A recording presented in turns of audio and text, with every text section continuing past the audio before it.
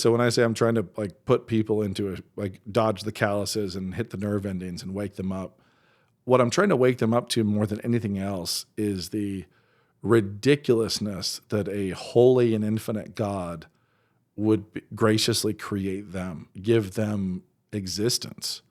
They did nothing to deserve to exist. And to be called into being by the infinite creator God and placed here in his narrative comically, and to be given stubbed toes and spilt milk that we then for some reason lose the bubble about. You know, where it's like that perspective. I'm trying to give people a really strong perspective that enables laughter and joy and gratitude through the hardest days. Met a ghost of a king on the road when I first fell. Fire burning to my knees I fell. Met a ghost of a king on the road. The best book title I have in my entire canon, I think, is Supergeddon. A really big Geddon. And it just still makes me happy. I'm trying to find the cover too. The 4 Horsemen of the Apocalypse is on the cover of Armageddon, the book this one is satirizing. Supergeddon has 3 merry-go-round horses and then a mermaid, a statue of a mermaid. And it still brings me great joy. And of course, right behind when it was written by Mr. Sock and Nathan D. Wilson, Mr. Sock earned his PhD, and it's Dr. Sock for round 2. So people hate me for that too. I had to check on something. It has a great line of dialogue. Wow, said the Antichrist. Yes. Wow, said the Antichrist. Oh, yes. Anyway, so The Shroud, not even a Churchill podcast, The Shroud and my satires of apocalyptic fiction have really gotten me a lot of hate mail through the years, those two things. But I mean, you have a lot of life left, so I'm trying to. I don't think those need to stay on the podium forever. Yeah, we'll see what we can do to displace them. But yeah, what are we here for today? Well, we're here to talk about my nonfiction. Nate's nonfiction, which has become new and beautified. Some beautiful reissues. Special authors collection editions. Yeah, I like the artifact of the book is pretty awesome. Yeah, so we've got belly bands, the foil stamping. So it's a blind emboss, which means the cover, the title's actually stamped into the cover image. So you can feel it, you can see it if it's in your hand. I love it. This cover, Notes from the Tilt-a-Whirl.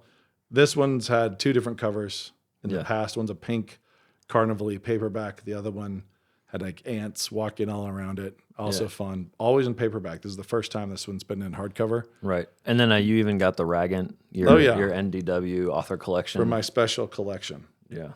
So this one... But I think you're also leaving out the fact that you get special, fresh Nate writing. Some fine baking at the end of it. New afterwards by the author. Have we ever just talked about Notes from the Tilt-a-Whirl, the book?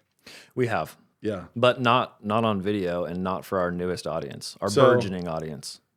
Notes from the Tilt-a-Whirl was a book that I figured out that I wanted to write. And actually Death by Living became part 2 of it,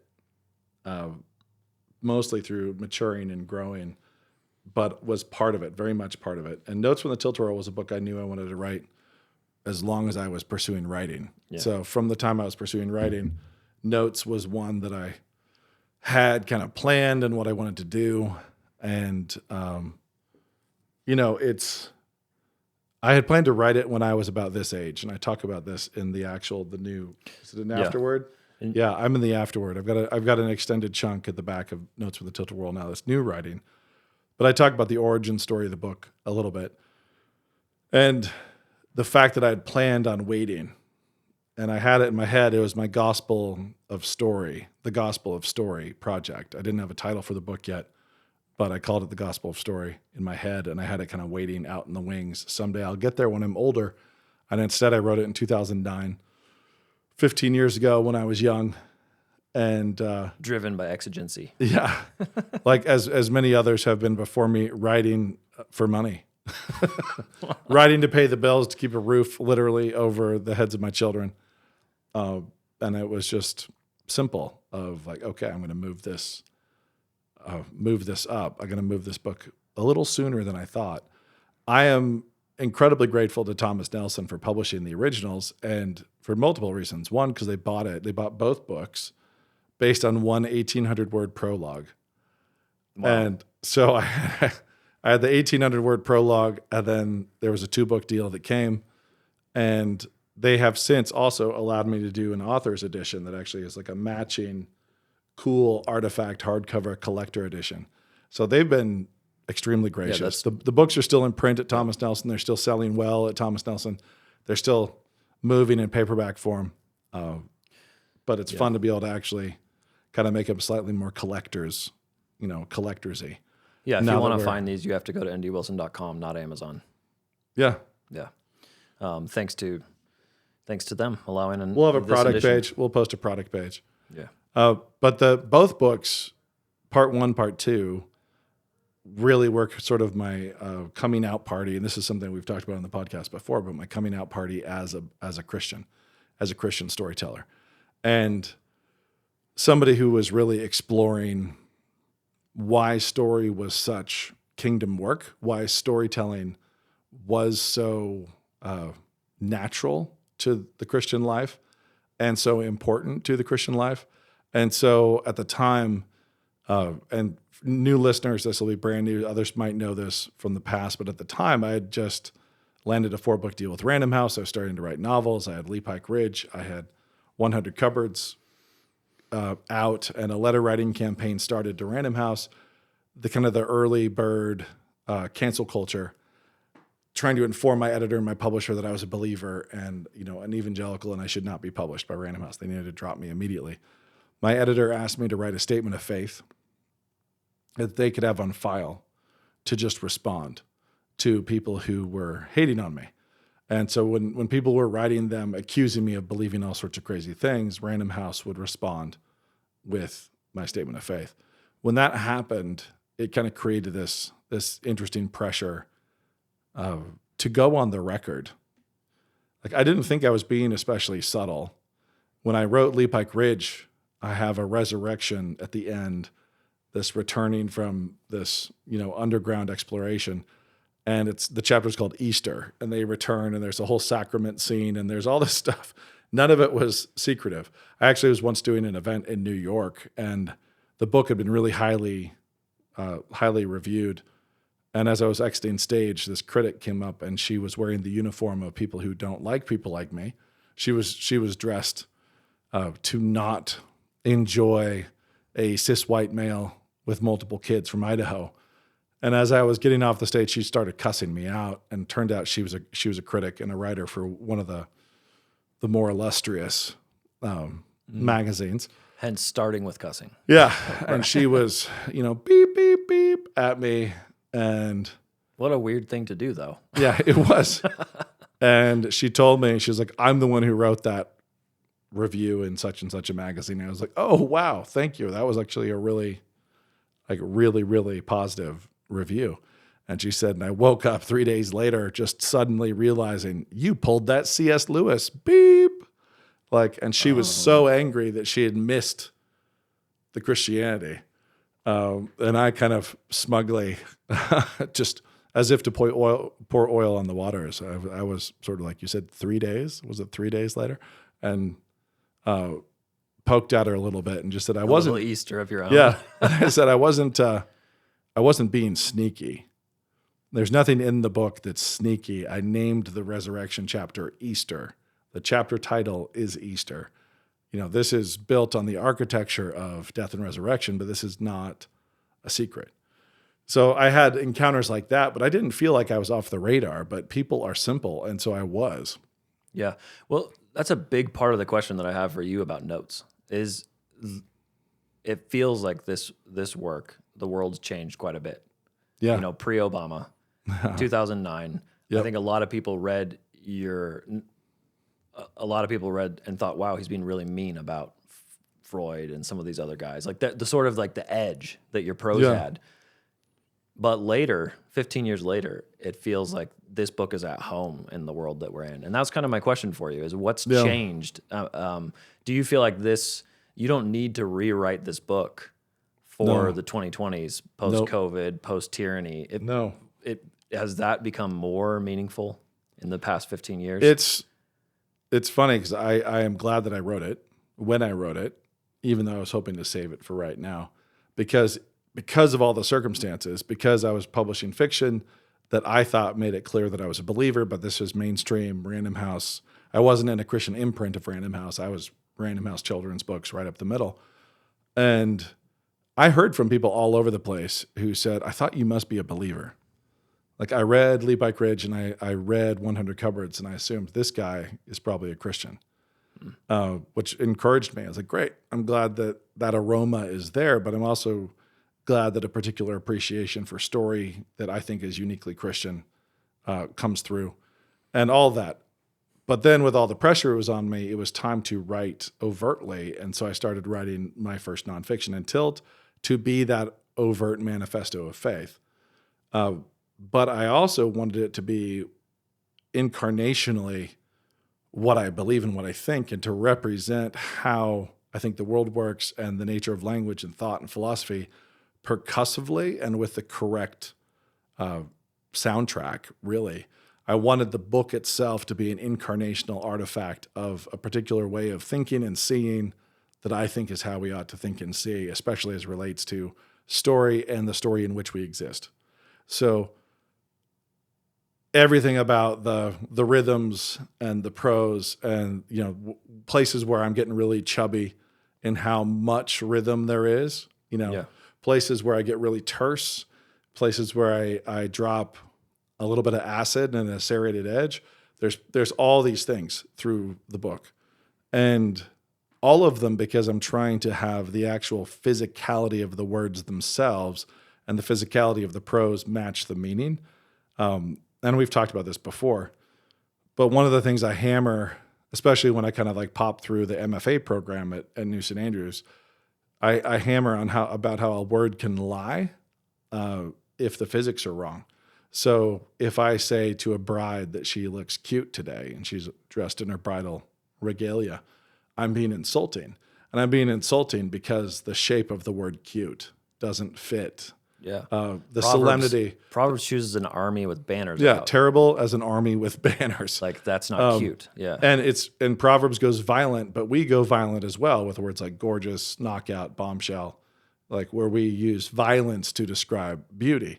And the word itself needs to have a violent shape, you know, like knockout, gorgeous, and bombshell all do, where there's a stressed syllable, then an unstressed syllable, and it comes and pops you in the face and then releases.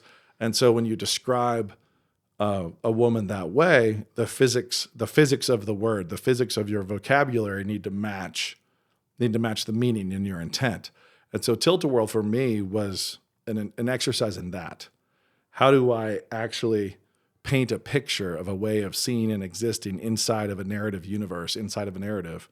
How do I construct this picture where I'm not just making philosophical claims and I'm not just walking through, you know, premises to get to conclusions?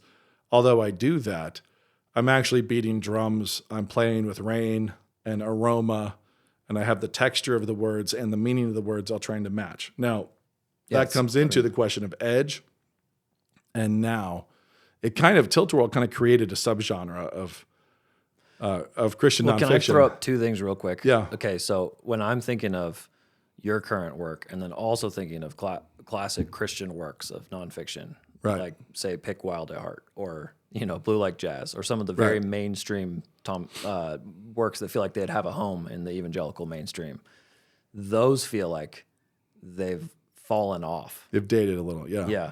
Whereas as this one here, this question, the idea of finding yourself in a tilt-a-whirl, even as you're saying, the sound of the world word tilt-a-whirl. Yep. You know, that's what we're in. Yeah, it is. And the Tilt-a-Whirl itself is that ride at the fair. This is the time of year when the fair comes through different counties. I was just at Silverwood. Yeah. And the Tilt-a-Whirl is the ride that is apparently random. And so you're going in a circle, and then you're in your little, you know, pod. Yeah. And your little car, and it's loose. And so as you spin, gravity is throwing you different directions. You might spin this way. As you're going to the big circle, you might spin that way. That is the appearance of randomness, much like of our world. And so I picked Tilt-a-Whirl as the metaphor because the whole book turns in a circle, and then it turns in little circles. So I've got one big movement of the seasons, like one big year in terms of the shape of the book, and then I've got all these micro movements. And so people actually would tell me, it's like, man, how do you write stream of consciousness like that? And I'd be like, are you kidding? Like, I worked hard for this. This wasn't stream. A Tilt-a-Whirl itself is engineered very carefully. Hopefully, the one you're writing has been engineered carefully. But when you're on there, it feels chaotic, but it's actually carefully constructed. And so that's kind of the shape of the book. Then the flavor of the words, the percussion of the words, the score of the words are all meant to reinforce the actual definitional meaning of what I'm saying. So there are these truth claims I'm making, and I'm trying to support the truth claims I'm making with an incarnational witness from the prose. Yeah. And I mean, it's a book that wants to get in your face. Yeah. And wants to grab you by the shoulders and show you something. It wants to better. blow in your ear and pinch your neck and really. Right. It's a book that obligates, I think, is what most young, or not young, but high school age kids and college kids that are reading it, that's what they feel. Like it's the kind of thing that grabs your head and it's like, hey, no, you have to look at this. You have to reckon with the world. Tilt-a-Whirl, I'm not trying to convince anybody of information. I'm trying to communicate a way of seeing. And the best way to communicate a way of seeing is, and downstream from seeing, a way of existing and living, like a way of seeing in the world. The best way to do that is to grab eyelids and focus, like try to focus people's attention. Mel Gibson style. Yeah, scotch tape their eyelids open and go for it. The reason why is because if you are hitting them with information, it'd be very, very easy to say the things that I'm saying in Tilt-a-Whirl, and they're not disputed by very many people in Christianity. So I'm trying to say these things.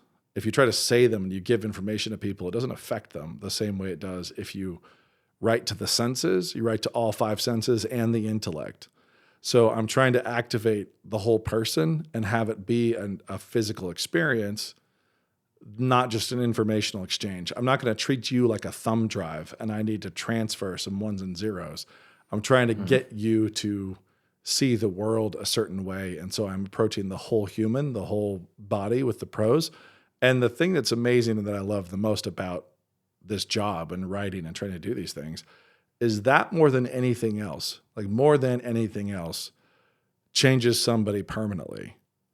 When you can see something for the first time, when you can actually see things differently, it's hard to unsee it. Like it really is difficult to stop seeing things that way. It takes years of you intentionally numbing yourself to get to a place where you could unsee it or stop noticing. But when you actually start to see something for the first time, it's difficult. It is very, very difficult to no longer see it.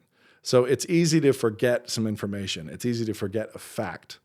I could give you a tidbit and it could go away after a little bit. Yeah. But when you actually hand somebody an approach to life and their eyes open as they look around themselves for their first time, when they kind of sit there and like everything, all the lights come on and they orient themselves to all these familiar things, but with new heightened senses and in a new and more grateful way, that's difficult. It's difficult to turn off. I remember one of those moments, which is funny, having grown up here, but I remember losing an argument with my friend Samuel, where I was arguing functionally a deist position, that the world was just set up. And he was saying, no, God is speaking it right now. Yeah. And it was one of those arguments that once you lose, every single thing in your life clicks differently. And you realize, oh yeah, no, this is happening because he's right there right now, like speaking it. Yep. And that, I think, is kind of the point of this book. I mean, obviously you've changed metaphor with the cover, or we've changed metaphor with this edition. Sort of. To the Horsehead Nebula. Do you want to explain why? Pillars of Creation. Oh, Pillars of Creation. Yeah. So this might be the Horsehead Nebula in the Pillars of Creation, but this is the Pillars of Creation. I think it's a Hubble photograph. Yeah. So the cover is a Hubble photograph because one of the things I'm talking about is creation and the immediacy of creation and the artistry of God. And so existing inside of the artistry of God as a character in this particular story that's been crafted with infinite artistry, all the way up to the pillars of creation, the stars that are beyond count, and down to the ants also beyond count. Yeah. Like down to everything tiny and up to everything massive. And so trying to kind of perch people shivering and alive and alert, on a rock able to see into the stars, but also see down to the dirt between their feet and the art that's there as well, to really orient themselves in place in a relationship with God and to his creation. So to the artist and the artist's art, to orient yourself to all of it is kind of the goal. Yeah. And there was a moment for me that was formative in my teen years, sitting on a log over a spring mountain stream that was roaring underneath me, and having one of those moments where it's like the lights turn on and it's like, and you can look up and see everything, and look down and you can see everything beneath you, and just getting a sense of the infinite, like getting this, what Lewis calls northernness, but this sense of the infinite, this cold water running down off the mountains, and realizing that all these water molecules have been doing this since the day of creation, that they're going somewhere, they've been somewhere. And then with imagination, trying to activate and backtrack and just think, man, if I had the capacity to do a 6,000 year genealogy for every water molecule, like all the way back, what would I know? And I would know everything. Wow. And then realizing that somewhere there's the water that was in Christ's side, somewhere, there's the spit that he had on his face when he was derided. Those water molecules hit the soil. They went somewhere, they've evaporated, they've gone back in the clouds, they've been carried around. They are somewhere right now. Wow. Like they're here right now, running through some stream somewhere or out in the ocean somewhere. And having that moment sitting there when I was a young teenager stuck with me. And that's when I first came up with this book that I wanted to write. There was like this book that I wanted to write to try to capture that collapsing and extending telescope of reality, like where you sit in it and how you relate to it. And that also, it was fed by philosophy club. It was fed by a bunch of people that I knew, that I was friends with, that I talked to at school and grad school and so on, who were very intimidated by the philosophers as Christians. They were Christians, but kind of ashamed, like yearning for that respectability, yearning to be taken seriously, and over-respecting the unbelievers of secularism, the old prophets of philosophy. And so I wanted to write a book to very specific people to empower them by having seen the world honestly and without ego. To try to a regular Christian, yeah, you're here in the middle of this. Yeah, to try to strip away the peer pressure and strip away the weird social fears and worries and just see yourself and reality as it is. A.R. Amos has a poem where he talks about looking into a puddle and seeing 100,000 miles of depth spliced onto 100,000 miles of height, and just that moment, it's that same sort of kaleidoscoping where you're just everything's right there in that tiny puddle. Yeah. And every now and then when you're staring at the sky, especially out here, you're staring at the starry night and the big old swath of Milky Way it's going above, and you realize that there are as many stars below you as there are above. Yeah. And it's just wow. Nuts. So really, and what I try to do and how I write is I'm trying to dodge calluses.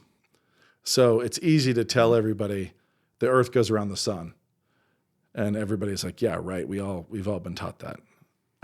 Trying to just say something that simple, but say it in a way that moves outside of the calluses and enables people to feel it for the first time, to feel the truth of that fully in a way they haven't before, and to start to actually realize just how absurd it is that we're sitting on a ball, that this should be a ball at all, going Mach 86 around a burning ball of fire in the sky, balanced so perfectly that we have the rhythm, especially here, the rhythm of winter and spring and summer, and any slight changes and we burn alive or we all freeze solid. Like we're just so balanced here, precariously perfectly. But we all were in elementary school classrooms and we all heard this simple information, and it's just been there as information. It has no effect.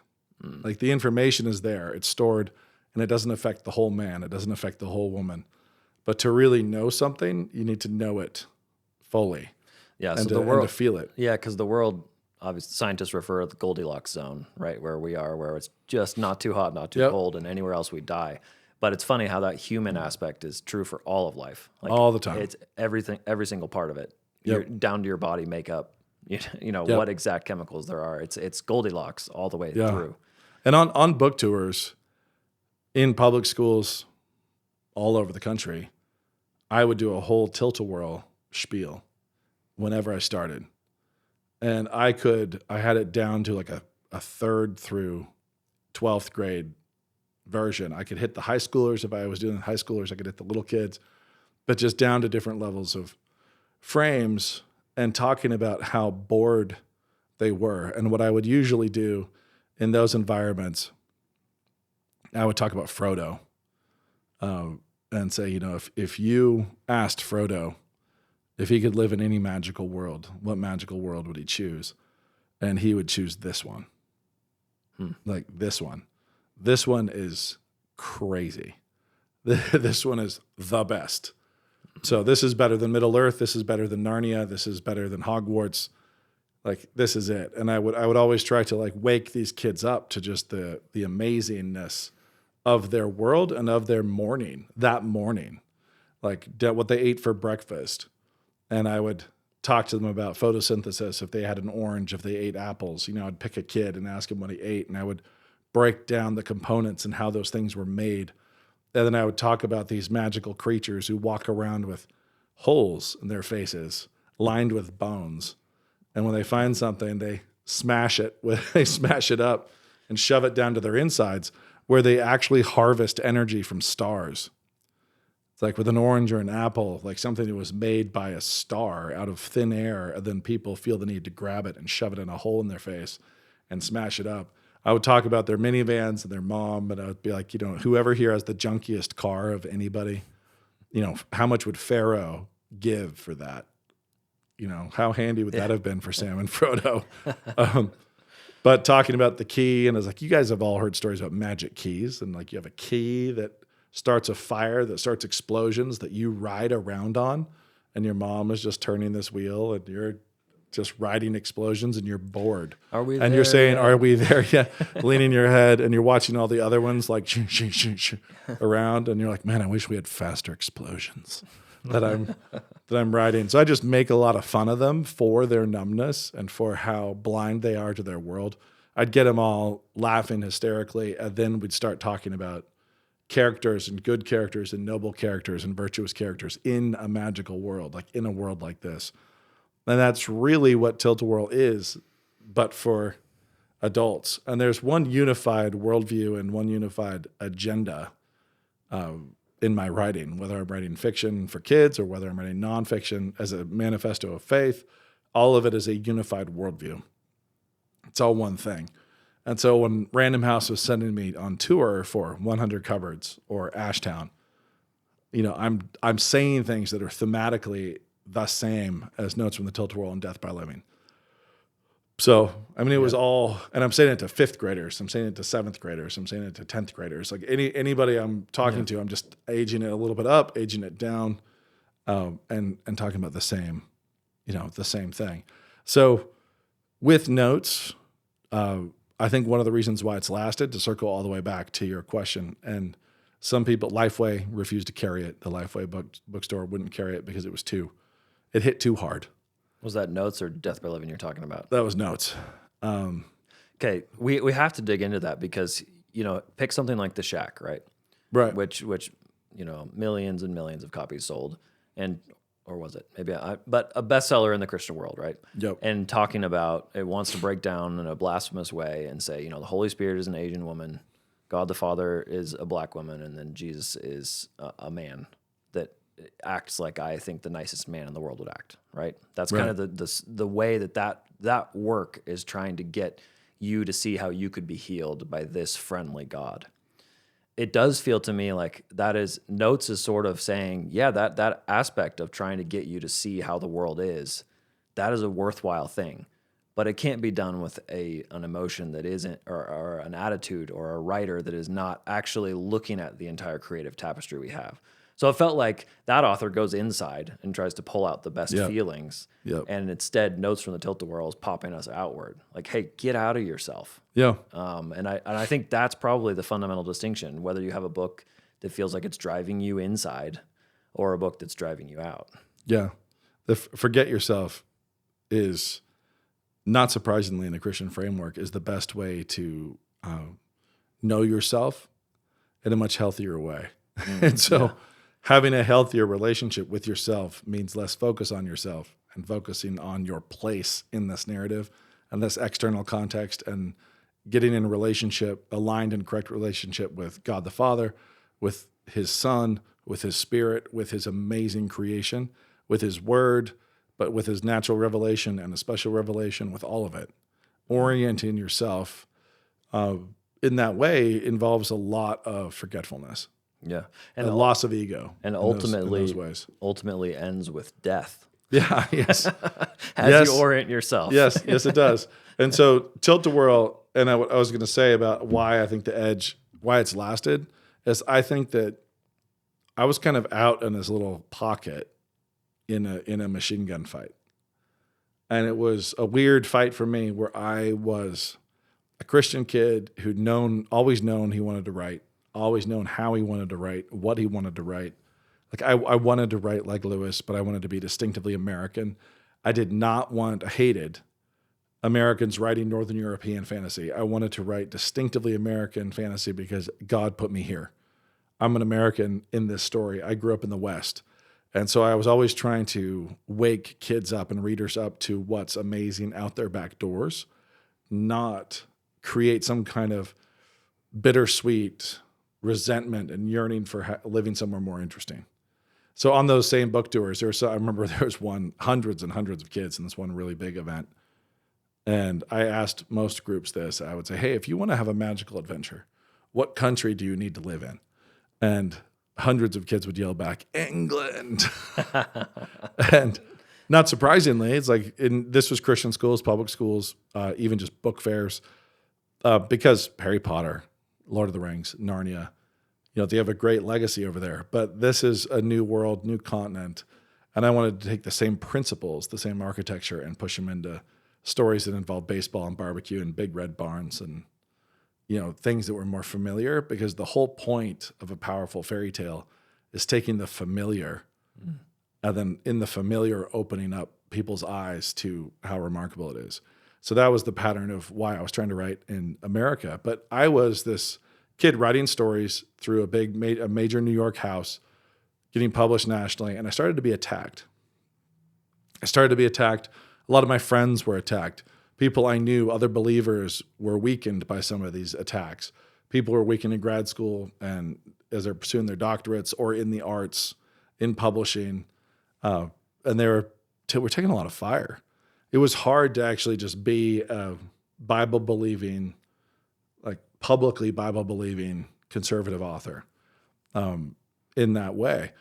It's almost a Cold War, I guess, is what you're saying. Yeah, it was there's always getting cussed out coming off stages. There's that kind of thing. I got uninvited from a couple schools upon arrival at these schools. There was things like that would happen on book tours. But I was out there getting attacked, letter writing campaigns and so on. And so I feel like I was writing and defending something and defending a vision like it was everything I had. Like, this is worth fighting to the death for. This, I'm going to fight with absolute passion, with everything I've got for this thing. And so I wrote, the book is written that way. The book is written passionately. But I was out there kind of by myself. And there were some others, but I was out there having this big fight. People read it.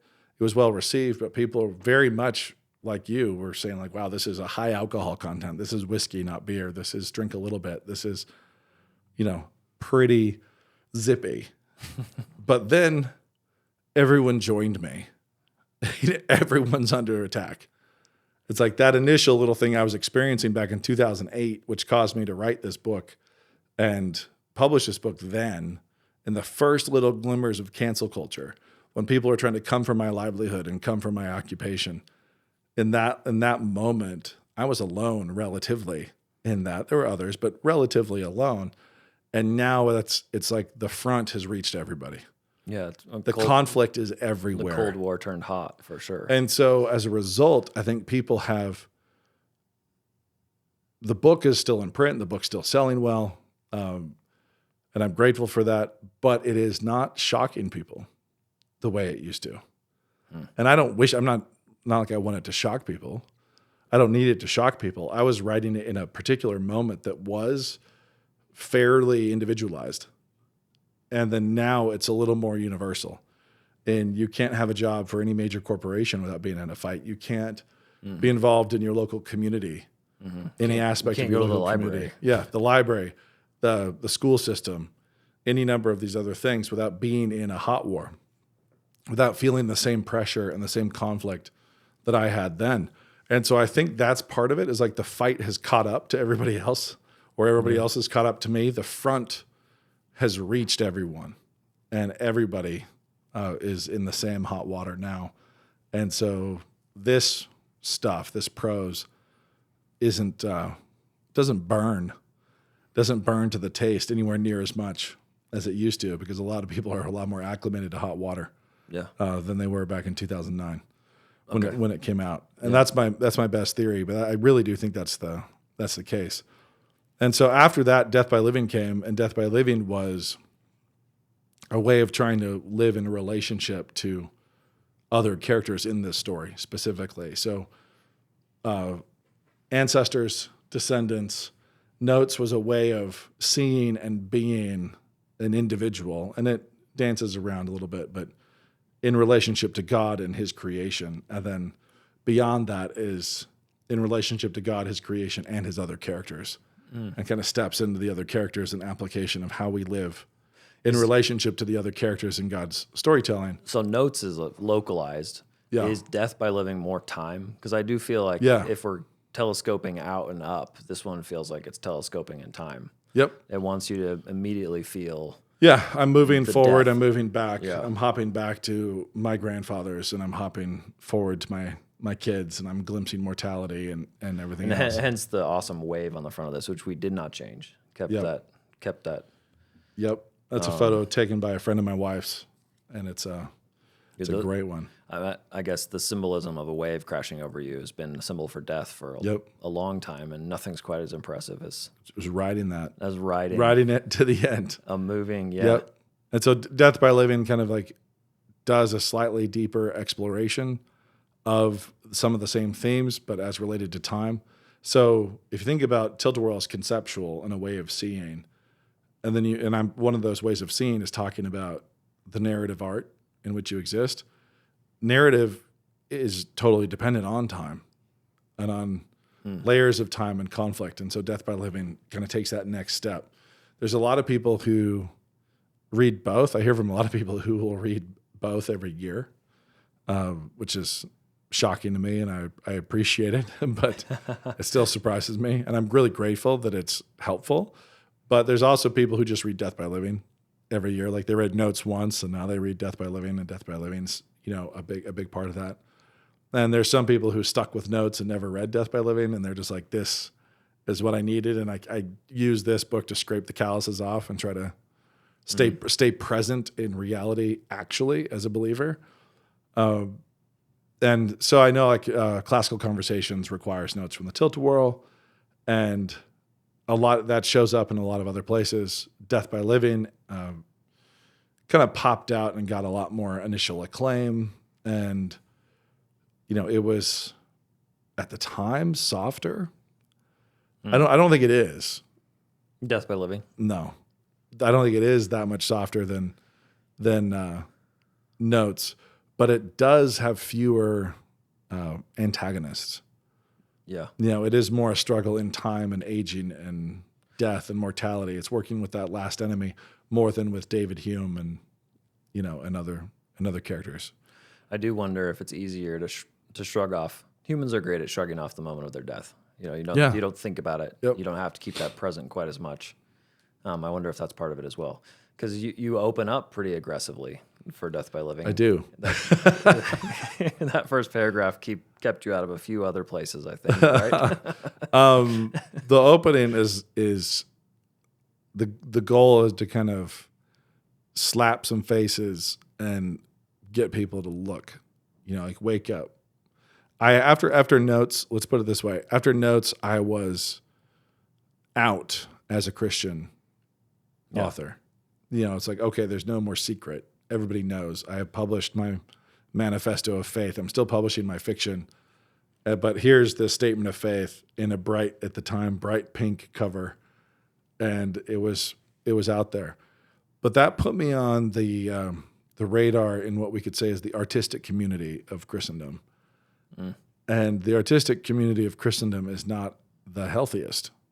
Right. It is, unfortunately, in a role of leadership, just by the nature of the arts, but overwhelmingly is made up of people who badly are in need of discipleship, badly are in need of good pastors, badly are in need of good fathers. And because it has that deadly cocktail of hero worship that combines with not being in a community. And so there's an impulse among all artists, but especially any who are involved in writing, like storytellers. I think this is true of musicians as well, and probably everybody. But there's this impulse to think of art. And I had just written a nonfiction book of theology and philosophy that engaged with the problem of evil, and people had received it like art, like a performance art. And that was by design to some extent. But a lot of these people were coming alongside, and I was engaged with in other ways, professionally and some just friends, and they were trapped in this post-romantic theory that art is self-expression, that art is always self-expression, and the best art is to dig down deep inside yourself and then really pry your rib cage open and just let everything dump out for everybody. And I don't think it is. In fact, I would just say it's not. And that's directly contra some of what I was saying in Tilt-a-Whirl. And yet it was this artistic artifact, and people felt like they really knew me, like I was really spotlit in certain ways. And so they were able to kind of shift it and move it into their categories of self-expression and so they put it right back on a callus. Artist as they got poseur. it right back onto the callus as opposed to they got it onto another callus. And this was a small group. So Tilt-a-Whirl, I would say, I wrote it for everybody, but I had probably 12 people in mind. They were symbolic. They were symbols of all of the human race, but there were very specific people that I had in my mind that I was trying to move, I was trying to affect, I was trying to influence positively. After that came out, and after the book did what it did and made the noise that it did, it made the noise that it noised. After it went all noisy boy on the situation, suddenly I was in the cool kid club. I'm in this, I'm in the cool circle. And it's a very nice place to be. I had another. Many people spend their whole life wanting to be there. I had another 12 people I wanted to write for. Okay. Suddenly there was these other people who had some levels of agreement, but the ego was still in the way, or they still lived this extraordinarily self-absorbed artistic life, ignoring their relationships to those around them. And so Death by Living kind of came out of my early years with my wife as we're having young kids and learning how to lay our lives down for them while receiving the same gift from those who've gone before us, and trying to kind of help a different group of people, building from the same place. Like, okay, this is the way of seeing. This is the firm place I'm standing per Archimedes. I've got my feet on solid ground, and if I have a long enough lever, I can move the world. So I've got my feet on solid ground. You guys all know what I believe and what I think. This is my manifesto of faith. And now I'm going to try to move you into a slightly different way of living, actually. Not just a way of seeing, but a way of being a different kind of father, the way of being a different kind of son, the way of being a different kind of character in time and in relationship to other characters. And so Death by Living really captures the entire point. It's like, how should we be living in a prolonged act of self-sacrifice through time that results in having died, basically of dying of having lived. That's the goal. Like, that's how did he die? It's like, well, of having lived a really great life that was always pointed toward the grave. So those two books, like the 1, 2, they're aimed at slightly different people. the second one is aimed at some overlap, people that I hit in the first one that I wanted to take them further with the second one. And for a long time, it was kind of like, okay, I'm done with nonfiction for the foreseeable. I did those two, part one, part two. And, I was curious. I had pieces of a part three, and those pieces have kind of accumulated and grown. And so there will be a part three. And that's good. That's coming someday. So someday there will be news about when part three is showing up. And hopefully when it shows up, it'll look as beautiful as these books do. Yeah. Okay. Couple, you already answered some of the questions we got, which is, this is, Notes from the Tilt-a-Whirl is great for high schoolers. Well, how do you translate that down to little kids? You talked about that section. You've been doing that for elementary kids around the country. What do you do with people who don't read this and actively don't like it? What about the critics? It's fine. I mean, some of it's fine. At first, it means they don't like me, which is fine. That's the part that's fine. When I finished Notes from the Tilt-a-Whirl, it was probably 3 a.m, and I was laughing. I was sitting at my desk laughing. And at that phase of a remodel, I had moved my desk into our bedroom, and I was smashing different things and building a third story on my house. And I woke my wife up laughing, and she kind of sat up and what is it? And I said, I feel like I just streaked through a mega church.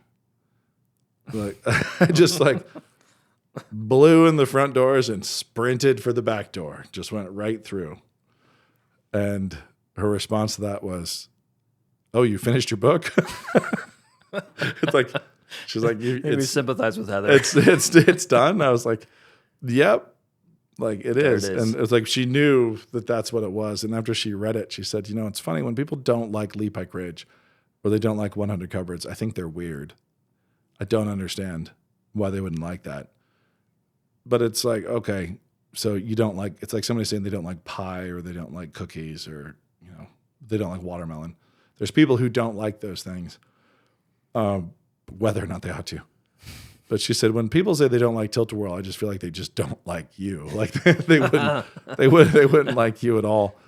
And I think that's probably pretty fair. And so when people are critical of it, normally they've found a different flavor. They've gone elsewhere. They're usually looking for more. I'm trying to steel man them, not straw man them here, but I think I'll just give up. They're looking for more emotional coddling. They're looking for more. There it is. They're looking for more affirmation. Yeah. They're not looking to get torn down and to sort of be blinking at the solar system, in shock. They're not looking for the pain of humility that comes from actually seeing yourself accurately. Well, I think God's story. that moment of understanding that you have a finite number of minutes and you just used one, as not a super pleasant thing. I mean, there's a sense in which Solomon and Ecclesiastes, you get that feeling. I mean, I feel like the death by living one, you're looking forward, but if you take that message in, that's one that can both. It's I guess awe is probably the right word. Yeah, that you're about to die. It's not depressing. The goal is joy. Yeah. The goal for both of these books is to embrace true and powerful joy, and especially joy that comes through gratitude. But it is not affirmation of self. There's nothing in either of these books that is designed to be self-affirming. And sometimes a little affirmation is nice. Yes. Yeah. But not in these books. But it's just not, it's just not what I was doing. Doesn't really matter. No, it doesn't. And the fact is, so when I say I'm trying to put people into dodge the calluses and hit the nerve endings and wake them up, what I'm trying to wake them up to more than anything else is the ridiculousness that a holy and infinite God would graciously create them and give them moments, give them existence. They did nothing to deserve to exist, nothing at all. And to be called into being by the infinite creator God and placed here in his narrative comically, and to be given stubbed toes and spilt milk that we then for some reason lose the bubble about, where it's that perspective. I'm trying to give people a really strong perspective that enables laughter and joy and gratitude through the hardest days. And so it is about equipping people with the strength and power as characters that comes from joy and gratitude and a healthy relationship with God. But it is not empathetic. There's nothing empathetic about these books whatsoever. I'm not going to go meet you in your corner where you're feeling sorry for yourself and feel sorry with you or even sympathize with you. I'm not going to even get to sympathy, let alone empathy. when I'm reaching you there, I'm calling you to come exist as a great character in this story told by an terrifyingly holy, infinite creator God who still deemed you worth crafting. Yeah, standing in front of the pillars of creation or in front of a wave that just crashes over and over again, it doesn't really care about what you're doing. No. And I think that's consistent metaphorically. Like you're talking about with the words matching what they are, that it's not about you. The world is not about you. No, it's not. It isn't. And so I don't need everybody to like these. It's not necessary. Obviously, I think I'm embracing truth. I think I'm relaying truth. And so if people don't like the hard realities of truth, that's a different problem. If people don't like my style, they don't like my rhythm, they don't like my percussion, fine. Well, I mean, and there's people who don't like Gladiator. Yeah. It's too intense. It's like, oh, it's scary. I happen to love it. It's great. Mm-hmm. Things that are epic and percussive and big and visceral can be overwhelming, just like the world is. So it's not like I need people to like my particular cooking. Yeah. That's fine. But the truth that I'm trying to point at that is totally aside from me has nothing to do with my perspective. These are the hard realities. Those truths, those are really uncomfortable. They're far more uncomfortable than anything I'm doing. And we all have to embrace those. I think one of my favorite parts about Death by Living is that it has become one of the skeletons in the closet of Christianity today. Having picked Death by Living as a book of the year, Christianity Today. The thing that's funny is I don't think it is a skeleton in their closet. They actually, I still strangely have a pass to go wherever. And is that because you're this part is of like that, a whole, that, this is like that a cool whole club? You haven't lost your cool club yet. Well, despite your best efforts. It's worse than that, Brian. It actually, I'm far more cynical than that. It's because my pass is given to me by the priests of Babylon. Like it's because I have access to the green room of the secular stage that the Christians can't revoke my cool kid pass because it was given. That hurts because it was given by the God haters, and so the number. I mean, various conversations are flashing through my head right now that I've had with people who will reach out and want help, and they want help making it in Babylon. These Christian writers, and there's these little sub cool kid groups inside of evangelidom that I don't go to. You know, I'm not invited to. You know, I'm a little uncouth to be there. I don't understand I don't understand the language. You know, you're not from the right place. I'm a little too large, a little too loud, a little too me to be there. But the people there will reach out, various of them, and say, man, I want what you have. Like, how do I get that card? How do I get that invite? How do I get onto that stage? How do I get in with that publisher, with that studio? And so I'm not a skeleton because I'm still aspirational for the gospel industrial complex that's only churned out like niche faith stuff. They never wanted me. They rejected me. 10 gospel lessons from Encanto, that group. They never wanted me. Like Thomas Nelson publishing these 2 books, I'm very grateful to him that they did that. They did it because I was a cool kid in Babylon. They did it because I had books that were being critically acclaimed from secular publishers and were flowing out there and doing really well. And Cupboards just right out the gates was, in 30 countries, and things were just going. And so it's like, yes, by all means, Christian, who has succeeded over there. That's a weird catnip in the gospel industrial complex. Had they been bought? Had they been bought yet? Oh yeah. Yeah. Okay. So, but that's a weird thing. And so it's a weird thing to have that chip in Christendom that you were over there successful. And that's the case in all the arts. So I came over and I published these 2 books, and I got to write them the way I wanted to write them. And they were part 1, part 2, and part 2 comes out and it's the book of the year from Christianity Today, and things are going well. And Thomas Nelson says, yeah, I don't think we can do any others. Oh, really? Yeah. Just, they didn't see a pitch. It was just, we're not interested in more. These have been continuously in print, since they were released, and they've been gracious enough to let me do these authors editions in hardcover and have them all be fancy. But the door got closed right after I won Book of the Year. It's like that door closed, but they've never backed away from them. They just weren't going to invest further in.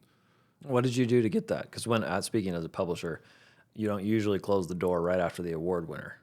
You wait till the award winner tries a few more times and doesn't succeed.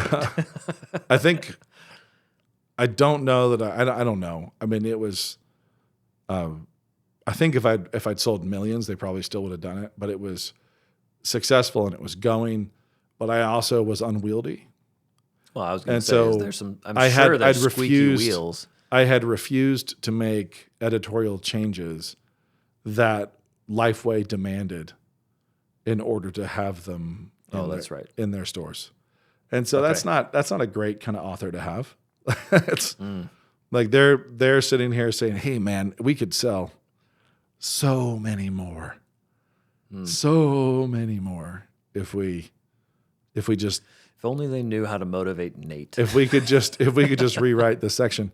The thing that's funny is I just practiced my very first book release, Leapike Ridge with Random House, was in consideration for the top award in children's fiction. And my editor called me saying, like, freaking out, saying that it was in the running for this, but somebody told them that you're an evangelical. And can I please call them back and say you're not an evangelical? Ooh. And I thought, man, really? Is it going to be this obvious? The temptation is this obvious? Like, I could just immediate bestseller, immediate movie deal, immediate everything that comes with these awards. And if I just say I'm not an evangelical, then they'll give this to me. Which is so easy because you can just distance yourself from the shack. Yeah, exactly. And so what I said was, you can tell them that they don't know what an evangelical is, and I'm not what they're thinking. But my grandmother was a missionary in Japan. My grandfather was an evangelist, like old-timey religion, teetotalers. Nothing I say is going to make them like me more. They don't know what an evangelical is, but I'm not going to deny my people for this. Because it wasn't a denial of the gospel. They're asking me to deny, my cousins, my brothers and sisters. And it's funny because over there, okay, that cost me. I just dropped off the list. I disappeared. Coverage released right after that. It still did well. Everything, it earned out its advance. Things went well. But the award didn't happen. Neither did the also Rands. I didn't make it anywhere as far as the award went. But then over with Thomas Nelson, I wasn't evangelical enough. So I wasn't compliant enough. I wasn't able to make the necessary sacrifices to get chains of Christian bookstores to promote my stuff. I was unwilling to do that. So I don't really blame them. I mean, they were invested in me, and they were doing so in a certain ecosystem, and that ecosystem was not my ecosystem, and I was a bit of a square peg over there. Meanwhile, over in New York, I was a square peg over there also. So it's a funny game, but these 2 books are kind of definitive of the shape of my writing career, as sort of the first one being the Statement of Faith, and then the rest of my novels being received in light of it. And then the second one I was writing at the same time as Ashtown, and the themes just bleed through. You know, there's a lot of overlapping themes. You see the same thing in Cupboards and Tilt-a-Whirl, and sort of in the Cupboards trilogy, a way of relating to the world and seeing the world, and a way of relating to time and mortality and sacrifice and characters and your moment, a way of relating to your moment that exists in Death by Living and Ashtown. So Is the third one going to have a fictional analog? I guess it needs to, doesn't it? I mean, I don't know. At some point, it won't have a simultaneous fictional analog, but it probably will. I could see that. Fun. I could see that being the case. so it still works. Yeah. Yes. But it's all one worldview. So these beautiful books, Notes from the Tilt-a-Whirl and Death by Living, it's fun to actually have them. It's a little scary to have them this way, where they're like beautiful collectors editions, because I'm still alive. Oh, I'm not dead yet. It's like these are the kind of fancy ones. We're like, this we're looks a little bit. memorializing. This looks yeah. a little bit like a tomb of a prophet, Brian. Like this, I should be dead and gone. Yeah, go ahead and just ask me for a favor. I'll be like, oh, sorry. Yeah, but I really do love the covers. I love how the blind embossing works, and I really appreciate this cover on Tilt-a-Whirl especially, because the cover for Death by Living was always right. It was always perfect.